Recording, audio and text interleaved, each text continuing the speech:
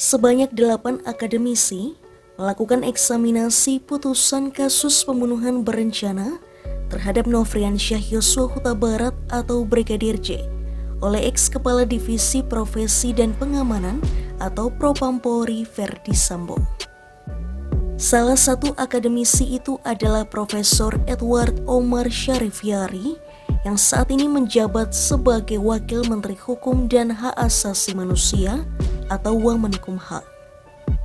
Sementara 7 profesor lainnya adalah Markus Priyogunarto, Amir Ilyas, Kuncoro, Khairul Huda, Mahmud Mulyadi, Rocky Marbun, dan Agustinus Pohan.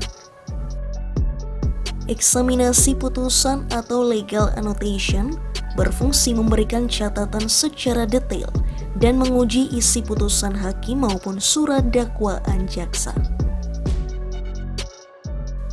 Hal yang dieksaminasi para akademisi ini tak lain adalah dokumen terkait perkara akuo kasus Brigadir J dengan terdakwa Verdi Sambo dan Putri Chandrawati. Pakar Hukum Universitas Islam Indonesia Yogyakarta Mahrus Ali menjelaskan, dari hasil eksaminasi terdapat 7 isu hukum terhadap putusan Verdi Sambo. Salah satunya menyebutkan bahwa perbuatan Verdi Sambo kurang tepat dikenakan pasal 340 tentang pembunuhan berencana. Menurut mereka, dalam perkara Sambo, majelis hakim hanya memiliki satu keterangan saksi, yakni saksi pelaku atau justice kolaborator Richard Eliezer.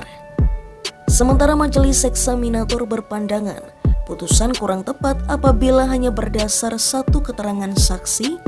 Terlebih, keterangan Richard juga disebut bertentangan dengan saksi lainnya.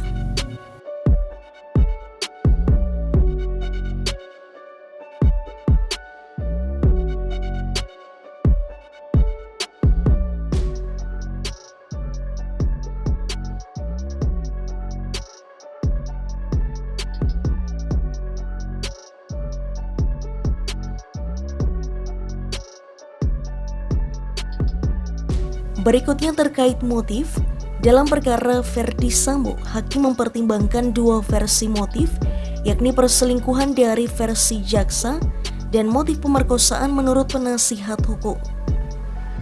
Akan tetapi, hakim menolak kedua pertimbangan tersebut dan mengatakan motif pembunuhan adalah kecewa meski tidak dijelaskan lebih lanjut perihal alasannya.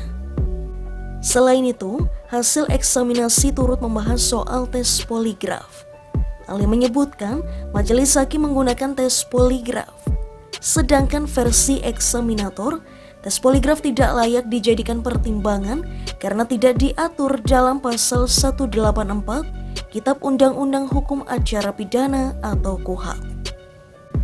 Kemudian majelis eksaminator juga membahas soal jeratan obstruction of justice terhadap ex-kadif Propampori tersebut. Ali menyebut, Profesor Edi mengatakan bahwa obstruction of justice itu seharusnya bukan ditujukan kepada pelaku kejahatan, melainkan kepada orang yang membantu menghalang-halangi pelaku atau saksi. Sedangkan pada putusan Putri, eksaminator menyoroti 2 isu yakni pasal terkait turut serta dan pembunuhan berencana. Majelis eksaminasi menyebutkan tidak mungkin terjadi turut serta pada fase setelah kejadian.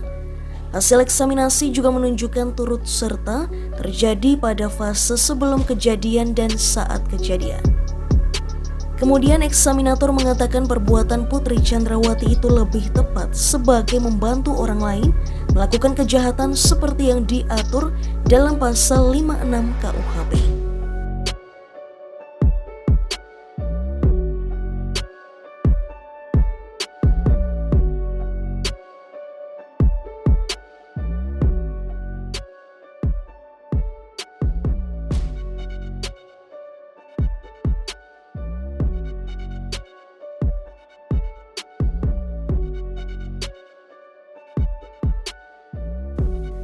Sebagai informasi, Majelis Hakim Pengadilan Negeri Jakarta Selatan menjatuhkan vonis hukuman mati kepada Verdi Sambo.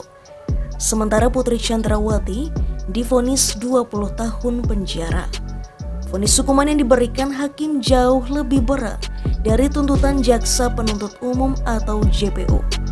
Namun putusan tersebut belum inkrah atau berkekuatan hukum tetap, lantaran saat ini kedua terdakwa masih menempuh upaya hukum untuk mendapat keringanan hukuman.